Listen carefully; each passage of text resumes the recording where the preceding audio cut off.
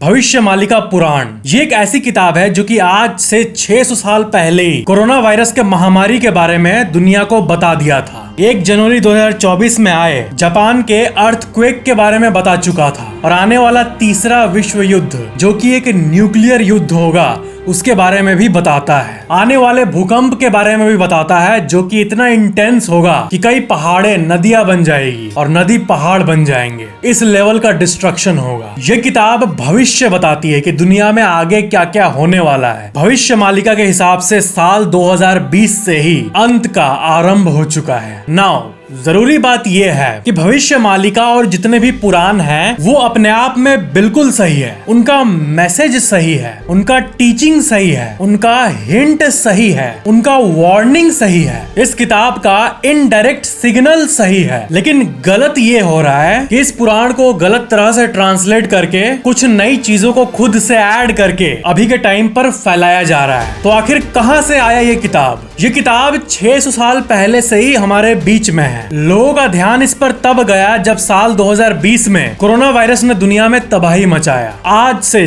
600 साल पहले 16वीं सदी में भारत के ओडिशा राज्य में एक बहुत ही महान संत थे जिनका नाम था संत अच्युतानंद दास। कहा जाता था कि इनके पास ऐसी सिद्धियां थी कि ये भूत, वर्तमान और भविष्य को पूरी तरह से आभास कर पाते थे और दुनिया किस राह पे जाने वाली है ये इनको पहले से ही पता था। योगा, तंत्र, आयुर्वेद, इन सब फील्ड्स में इनका इमेंस नॉलेज था और इन्होंने ही इस भविष्य मालिका किताब को लिखा था। इस किताब के पास हमेशा जगन्नाथ भगवान की फोटो इसलिए होती है क्योंकि ये किताब ओडिशा के जगन्नाथ मंदिर से एक बहुत गहरे तरह से जुड़ा हुआ है। असल में इस किताब के हिसाब से ओडिशा का जगन्नाथ मंदिर ही हमें संकेत देता है कि कलयुग अब अंत होने वाला है। ये किताब पीपल के पत्तों पर लिखा गया था। तो भविष्य मालिका आखिर क्या कहता है हमारे दुनिया के बारे में? कोरोना वायरस, जगन्नाथ टेम्पल के अंदर मौजूद पीपल के पेड़ और कोरोना वायरस का एक लिंक है। क्या है वो लिंक? भविष्य मालिका में 600 साल पहले ये लिखा हुआ था कि जगन्नाथ टेम्पल के पास जो पूजनीय बरगद का पेड़ है जिसका नाम है कल्पवत, ये जब भी उखड़ेगा किसी भी कारण से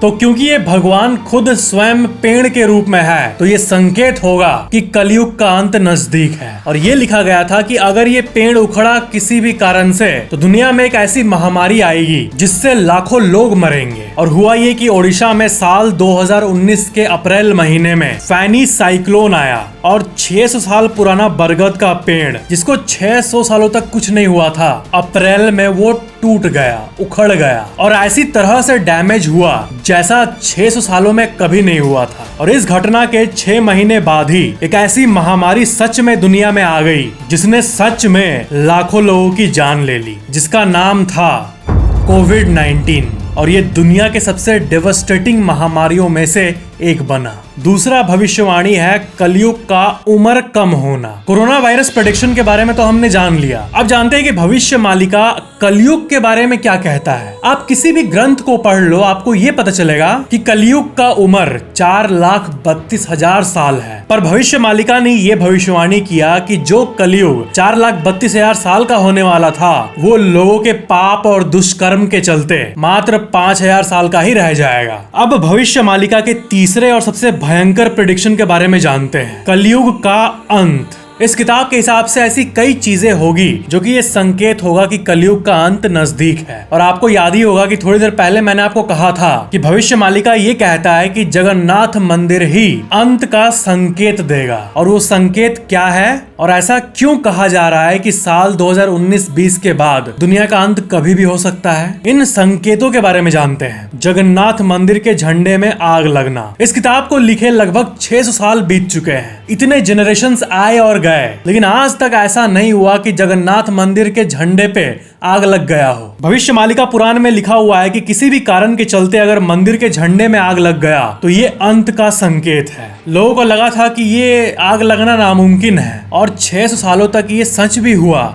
लोगों ने प्रोटेक्ट किया इसको, पर 26 मार्च 2020 को ये हो ही गया। जगन्नाथ टेम्पल के झंडे में आग लग गया जब दीप को उसके पास ले जाया गया। दूसरा संकेत है जगन्नाथ मंदिर के ऊपर चिड़ियों का बैठना। ये भी लास्ट 3 सालों में बहुत बार देखा गया है। नॉर्मली चिड़िया कभी जगन्नाथ मंदिर के झंडे के आसपास बैठी हुई नहीं दिखती है। ऐसा बहुत रेयर होता है कि उसके ऊपर कोई चिड़िया बैठी हुई हो, और इसका साइंटिफिक एक्सप्लेनेशन भी है, क्योंकि जगन्नाथ मंदिर समुद्र के बहुत करीब है और समुद्र से तेज हवा आती है, तो उस एल्टीट्यूड में ज्यादातर बर्ड्स एक जगह नहीं रुक पाती है हवा की रफ्तार के चलते। लेकिन भविष्य मालिका में ये लिखा हुआ है कि जब इंसान ये ऑब्जर्व करने लगेगा कि चिड़िया जगन्नाथ मंदिर के झंडे के आसपास बैठी है, जो कि आजकल देखा जा रहा है, तो ये एक संकेत होगा कि the end is near. May be इसके पीछे भी कोई साइंस हो। धरती का विंड और पूरा ग्लोब का विंड सिस्टम धरती के हेल्थ के बारे में बहुत कुछ बताता है, और जगन्नाथ मंदिर जहाँ स्थित है वहाँ की विंड एक्टिविटी बहुत कुछ बताती है, क्योंकि यहाँ से आगे समुद्र ही समुद्र है। और इस मंदिर के लोकेशन से अगर आप स्ट्रेट लाइन ड्रॉ करोगे तो बीच में कोई जमीन नहीं आता और ये सीधा एंटार्क्टिका में जाकर मिलता है। भविष्य मालिका के हिसाब से 2024 के बाद कभी भी तीसरा विश्व युद्ध शुरू हो सकता है, और साल 2024 के बाद सूरज के एक इंटेंस स्टॉर्म के चलते धरती का सैटेलाइट और इंटरनेट काम करना बंद कर देगा। पूरी तरह से दुनिया में ब्लैक आउट हो जाएगा। विश्व युद्ध की बात करें तो ये एक न्यूक्लियर युद्ध होगा जिसमें इमेंस डिस्ट्रक्शन होगा, एक ऐसी तबाही जो कि हजारों सालों में इंसानों ने कभी नहीं देखा। और इस किताब में यह भी लिखा गया है कि बहुत सारे देश मिलकर भारत पे हमला करेंगे और इस वर्ल्ड वॉर में भारत की जीत होगी। लेकिन ये जो वर्ल्ड वॉर वाली बात है, इंडिया पे अटैक वाली बात है, और सूरज के वेव से सैटेलाइट के खराब होने की बात है, इन तीनों बातों का कोई प्रूफ नहीं मिला है कि ये स्टेटमेंट बनाकर ऐड कर दिया गया है लोगों के मन में डर पैदा करने के लिए, या ये ओरिजिनली रिटन था।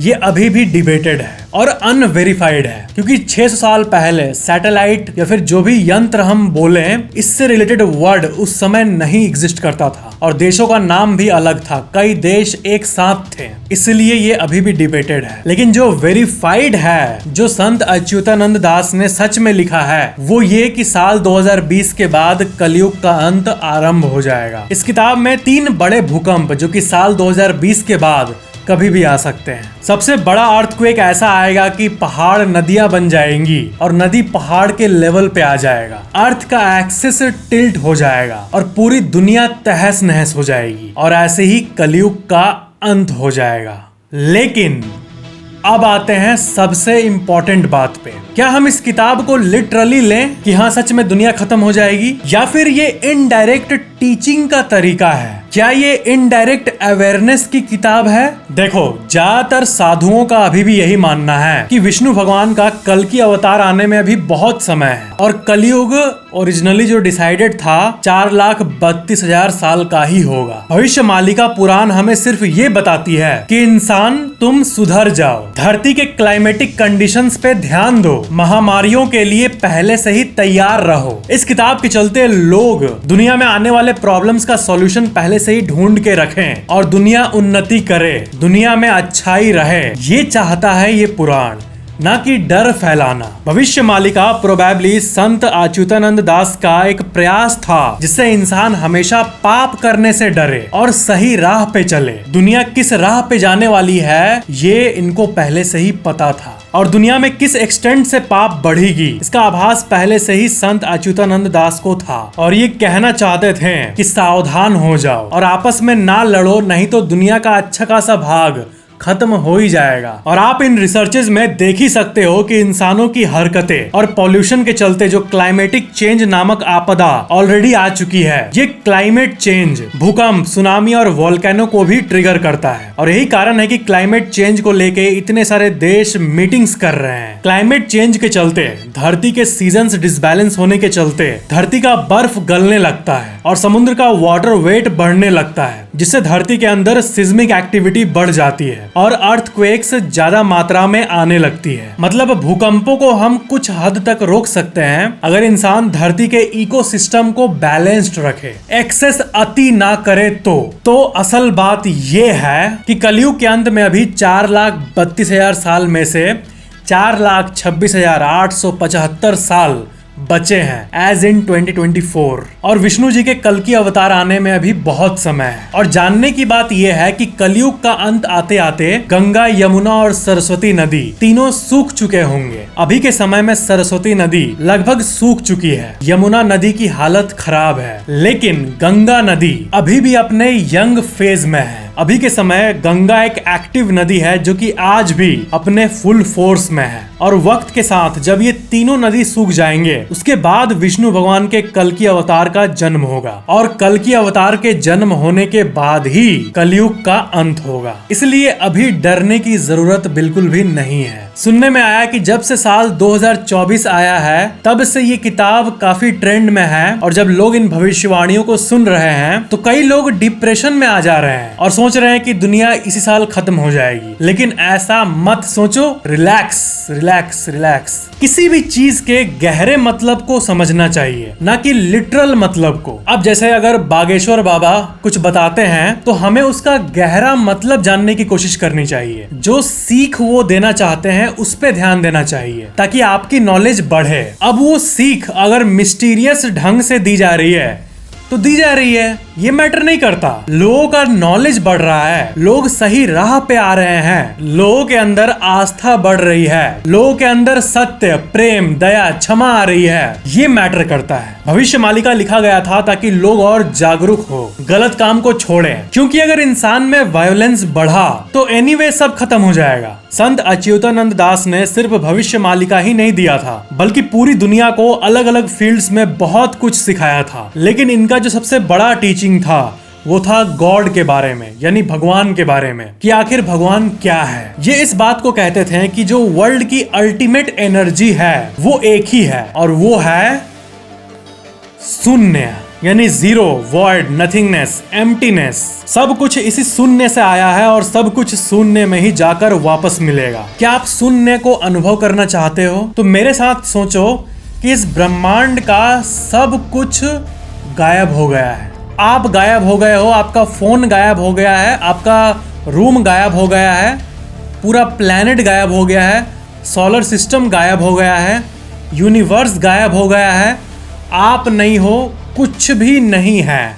नॉट इवन स्पेस, ये स्पेस भी नहीं है। अब विरोधाभास ये है कि जब हम शून्य को सोचते हैं तो आप एक ब्लैकनेस को इमेजिन करते हो। वो ब्लैकनेस शून्य थोड़ी हुआ, नथिंगनेस थोड़ी हुआ, वो तो आप इमेजिन कर पा रहे हो। जिस चीज को आप इमेजिन कर पा रहे हो वो शून्य कहाँ से हुआ? वो तो एग्जिस्ट करता है, आप इमेजिन कर रहे हो। ये शून्य नहीं हुआ, ये ब्लैकनेस हुआ। पर शून्य मतलब उस कंप्लीट एम्प्टीनेस को भी एम्प्टी कर दो। जब कुछ नहीं बचता है तब वो शून्य बचता है जो हमेशा से था। ब्रह्मांड आएंगे, ब्रह्मांड जाएंगे, पर ये शून्य हमेशा था, है और रहेगा। इंसानी दिमाग शून्य को इमेजिन इसलिए नहीं कर सकता क्योंकि दिमाग का सोचने का एक दायरा है जिसके आगे वो नहीं निकल सकता। एक सामान्य इंसान नहीं निकल सकता, लेकिन साधु संत और मॉन्क्स अपने दिमाग को मेडिटेशन के जरिए इतना केपेबल बनाते हैं कि ये ऐसी चीजों को अनुभव कर पाते हैं जो आम इंसान के ख्यालों में भी नहीं आ पाता और जो इंसान के 5 सेंसेस से भी परे है। वैसे दुनिया खत्म होने की बात करें तो पास्ट में साल 2012 में भी ऐसी कुछ प्रेडिक्शन की गई थी। कहा जाता था कि मायन सभ्यता में ये लिखा हुआ है कि साल 2012 इस धरती का आखिरी साल होगा। इस पर कई मूवीज बने, न्यूज वाले टीआरपी ले गए, लेकिन ऐसा कुछ नहीं हुआ। अब भविष्य देखने की शक्ति पे थोड़ी बात करते हैं। आते हैं इस बात पे कि आज भी दुनिया में ऐसे कई लोग हैं, जैसे अफ्रीकन में ऐसे कई स्पेशल मिस्टीरियस ट्राइब्स हैं जिनके बारे में ये कहा जाता है कि ये फ्यूचर देख सकते हैं, वो भी एक्यूरेटली। हजारों के तादाद में लोग उनके पास जाते हैं और उन्हें भर भर के डोनेशंस देते हैं और वो लेते भी हैं और इससे वो ट्राइब कमाता है और अपना घर चलाता है। लेकिन रियलिटी ये है कि आज के समय में कोई भी अगर आपको कहे कि वो भविष्य देख सकता है यानी फ्यूचर देख सकता है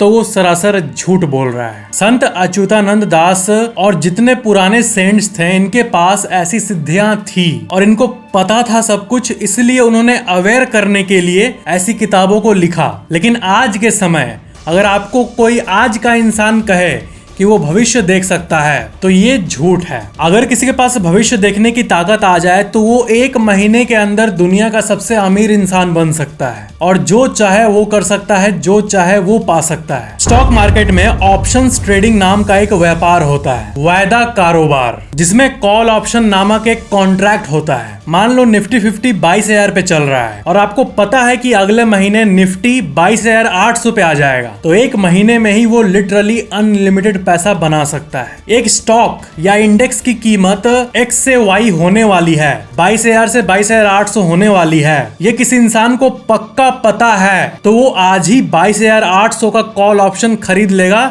सस्ते रेट्स में, और जब निफ्टी 22,800 पर पहुंच जाएगा तो वो सेल कर देगा। मान लो उसने 1 लाख रुपए लगाया है तो वो 1 लाख रुपए से 2 करोड़ रुपए या उससे ज्यादा कमा लेगा। और क्योंकि वो इंसान भविष्यवाणी कर सकता है तो वो इसी चीज से लिटरली अनलिमिटेड पैसा छाप सकता है। फ्यूचर यानी भविष्य की सबसे खूबसूरत बात पता है क्या है? यही कि इसको कोई भी प्रेडिक्ट नहीं कर सकता, सिर्फ उस ऑलमाइटी के सिवा। तो ये था आज का वीडियो। नीचे कमेंट करना कि ये वीडियो कैसा लगा, और ऐसे ही और वीडियोस के लिए चैनल को सब्सक्राइब करके बेल आइकन जरूर ऑन कर लेना। मिलते हैं अगले वीडियो में।